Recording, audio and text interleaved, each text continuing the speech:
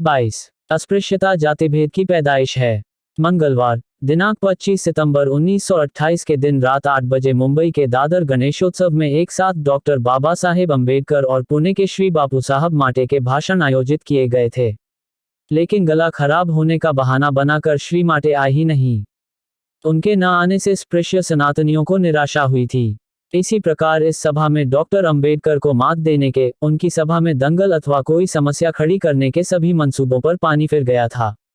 इसके बावजूद इस सभा में डॉक्टर अंबेडकर अगर स्पृश्य वर्ग के बारे में कुछ बोले तो उन्हें उसका मजा चखाने का प्लान भी उन्होंने बना लिया था। यह पूरी हकीकत गुरुवर्य कैलुस्क जी को पता चलते ही वे खासकर इस सभा में उपस्थित रहे थे। लेकिन डॉक्टर अंबेडकर का भाषण ही इतना व्यवस्थित, बढ़िया और असरदार हुआ कि सभा में हुल्लड़ मचाने के उद्देश्य से वहां इकट्ठा हुए लोग डॉक्टर अंबेडकर की महानता के गीत गाते हुए अपने घरों को लौटे। डॉक्टर बाबा साहेब ने यह सभा जीत ली थी। अपने भाषण में उन्होंने कहा था, मैंने तय किया है कि मैं आज अस्पृश्यता निवारण का अस्पृश्यों द्वारा चलाया गया आंदोलन और उस पर ब्राह्मण आदि स्पृश्य जातियों की आपत्तियों पर विचार, इस विषय पर आपके सामने बोलूं। विषय का नाम छोटा नहीं है, काफी लंबा है, लेकिन मैं यह भी चाहता हूं कि समय की कमी को देखते हुए आपके ऊब जाने तक इस पर चर्चा लंबी न खींच जाए। हमारे आंदोलन को लेकर 3 आपत्तियां जताई जाती हैं। पहली आपत्ति यह कि हम स्पृश्य वर्ग को सहयोग न देकर अलग से आंदोलन चलाते हैं। दूसरी आपत्ति यह कि हमारी नीति हमला करने की होती है। तीसरी आपत्ति कि हम जातिभेद और अस्पृश्यता इन 2 अलग अलग बिंदुओं को बेवजह मिला देते हैं और इसीलिए अस्पृश्यता निवारण का दिन दूर धकेलने का कारण बनते हैं। पहली आपत्ति के बारे में बोलना हो तो सहयोग न देने का यहाँ मतलब अगर आत्मनिर्भरता के सिद्धांत पर आधारित और अलग से अगर आंदोलन चलाना है तो यह आरोप बिल्कुल सही है। लेकिन अगर इसका मतलब यह है कि हम किसी की सहायता नहीं लेना चाहते या किसी भी स्पृश्य व्यक्ति के साथ सहकारिता से पेश नहीं आते तो यह गलत है। जो हमारा आदमी है, ऐसा हमें लगता है, तो फिर वह ब्राह्मण हो या गैर ब्राह्मण, हम उसे पूरा सहयोग देने के लिए हमेशा तैयार रहते हैं। इस संघ का अध्यक्ष बनने का सम्मान मुझे प्राप्त हुआ है। जातिभेद को खत्म कर हिंदू समाज से अस्पृश्यता को समूल नष्ट करने के लिए अपनी अल्प शक्ति के अनुसार जो संघ पूरी कोशिश में लगा हुआ है, उस हमारे समाज समता संगठन में ब्राह्मण, गैर ब्राह्मण, अस्पृश्य आदि सभी जातियों के लोग शामिल हैं। किसी के आने पर कोई पाबंदी नहीं है। अस्पृश्यों ने अपने आंदोलन की बागडोर अपने हाथ में ले ली। इस घटना में भी अब कोई अनहोनी बात नहीं रही। कोई समाज अथवा वर्ग अगर बेहद दयनीय स्थिति में होता है तब उसकी सहायता कर, हाथ देकर ऊपर उठने में उच्च वर्ग के कुछ एक लोग ही उसकी सहायता करते हैं। इंडियन नेशनल कांग्रेस की स्थापना करने में कुछ अंग्रेज लोगों ने प्रमुख भूमिका निभाई थी। इंग्लैंड में मजदूर पक्ष निर्माण करने में उदारमतवादी, लिबरल लोगों की कोशिशें ही पहले सहायकारी बनी। लेकिन शुरू में सहायता करने वाले अगड़े वर्ग के लोगों की सहायता पिछड़े वर्ग के लोगों को निश्चित सीमा तक ही उपलब्ध हो सकती है। एक सीमा के बाद वे पिछड़े वर्ग के साथ नहीं आ सकते।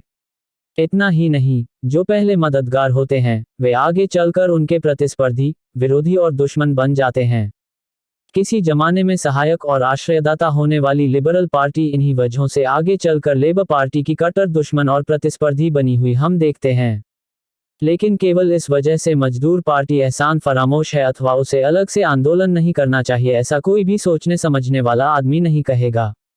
अस्पृश्यता निवारण आंदोलन का भी लगभग ऐसा ही इतिहास है। ब्राह्मण अथवा मध्यम वर्ग के कुछ सुधारवादी और उदारमतवादी लोगों ने पहले अस्पृश्यों को सहायता प्रदान की। आगरकर, रांडे आदि लोग कहते कि अस्पृश्यों को स्पर्श करने में कोई हर्ज नहीं। उनकी सभाओं में उपस्थित रहकर उन्हें सुधार की, सहानुभूति की 2 बातें भी बताया करते थे। इस बात के लिए अपनी जात वालों से उन्हें 2 बातें सुननी भी पड़ती। लोग उनकी निंदा करते, लेकिन इन सुधारकों का जिस जाति में जन्म हुआ उन्हें उसी में कई सुधार करवाने थे। पिछड़े लोगों में या देसी मराठी भाषा में जिसे पाठ पुनर्विवाह कहते हैं, उस तरह के पुनर्विवाह ब्राह्मण महिलाओं को करने चाहिए अथवा नहीं, विधवाओं का सिर मुंडाना शास्त्रानुसार है अथवा नहीं है, पुरुषों को लंबे बाल रखने चाहिए अथवा नहीं, महिलाओं को पढ़ाया लिखाया जाए अथवा नहीं, इन्हीं मध्यम वर्गीय सवालों के बारे में चर्चा करने में ही इन सुधारकों का समय व्यतीत हो जाता था। अस्पृश्यादि पिछड़े वर्ग के लोगों के हितों से इस विचार का कोई संबंध नहीं होता था। ब्राह्मण विधवाओं के पुनर्विवाह हुए हों या विधवाओं के केशवपन की रूढ़ी भले बंद हुई हो, लेकिन अस्पृश्यता की रूढ़ी पर इन बातों से कोई असर नहीं होना था। अस्पृश्यता की रूढ़ी पर क्या इससे कोई अंतर पड़ा? बिल्कुल भी नहीं। यह थी रांडे, आगरकर आदि महाराष्ट्रीय ब्राह्मण सुधारवादियों की समकालीन अस्पृश्यता निवारण कोशिशों की दिशाएं और सीमाएं। फिलहाल महाराष्ट्र में हिंदू महासभा वालों की कोशिशों की धूम मची हुई है। रांडे आगरकर के अंदर सुधारों को लेकर जो तिलमिलाहट थी वह हिंदू शुद्धि संगठनवादियों के पास दिखाई नहीं देती। आत्मशुद्धि से अधिक दूसरे धर्मों की शुद्धि की तरफ और संगठन से अधिक आंकड़ों की तरफ ही उनका रुझान है। संख्या में अधिक होने के बावजूद केवल संगठन न होने के कारण आज हिंदू मजबूर हैं। सच्ची ताकत संख्या में नहीं होती यह वे जानते हैं, लेकिन जानबूझकर इस तरफ से उन्होंने आंखें मूंद रखी हैं। इनमें से अधिकतर नेता हवा के रुख के साथ बदलने वालों में से हैं। उनके भरोसे रहें तो अस्पृश्यता के संकट से अपनी मुक्ति संभव नहीं। ऐसा अगर अस्पृश्यों को लगे तो इसमें उनका कोई दोष नहीं। अपने ही लोगों की गुलामी से मानव जाति को बचाने के लिए दूसरी मानव जाति का निष्ठापूर्वक जुट जाने का केवल एक ही उदाहरण इतिहास में हमें दिखाई देता है, और वह है कृष्णवर्णीय नीग्रो लोगों को गुलामी की पीड़ा से मुक्ति दिलाने वाले अमेरिका के गोरों का। उस प्रसंग में भाई भाई के साथ, बेटा बाप के साथ, दोस्त दोस्त के साथ भिड़ गए। जातिभेद पर कुठाराघात कर अस्पृश्यता का पाप हमारे देश से जड़ सहित नष्ट करने की कोशिश करने वाला एक धर्मवीर हमारे देश में पैदा हुआ था, गौतम बुद्ध।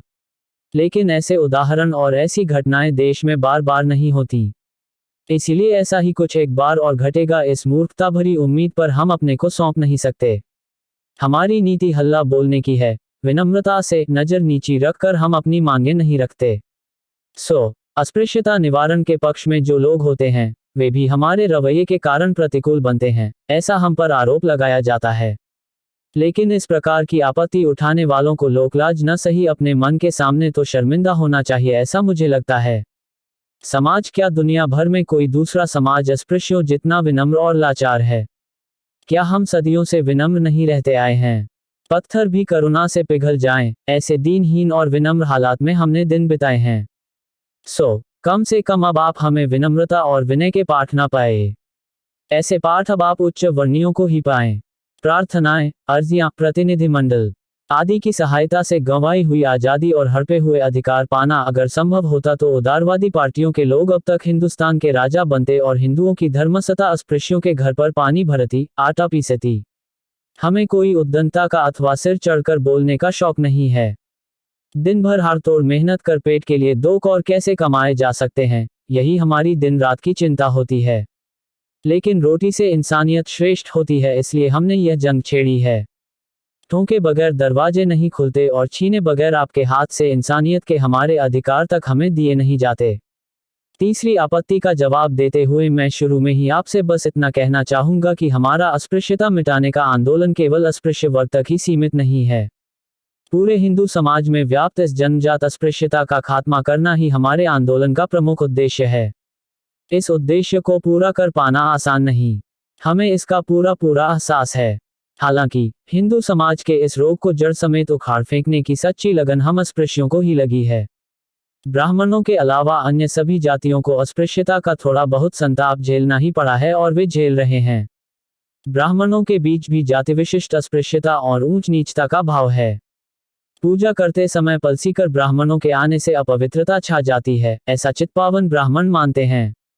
कायस्थ महिला के स्पर्श से अपने कपड़े अपवित्र न हो जाएं, इसलिए ब्राह्मण महिला कुमकुम की डिब्बी जमीन पर रखती है और कायस्थ महिला जमीन पर रखी डिब्बी से उठाकर कुमकुम का तिलक लगा लेती है। इस तरह स्पृश्य जातियों में ही अस्पृश्यता फैली हुई है। फर्क बस इतना ही है कि अस्पृश्य जातियों में उसने अति उग्र रूप धार लिया है। इसीलिए हम शूद्र वर्णियों का उच्च वर्णियों से मेलजोल खत्म हुआ और हम शूद्र बने।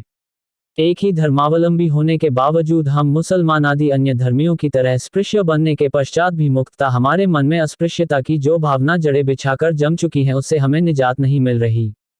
बस हम उसी के लिए जी तोड़ कोशिश कर रहे हैं। केवल स्पर्श की पावनता ही पानी होती तो हम अन्य धर्मों में जाकर आसानी से और बड़े सम्मान के साथ उसे पा सकते थे। फिर तो इतनी खींचतान और रससाक्षी की जरूरत ही नहीं पड़ती।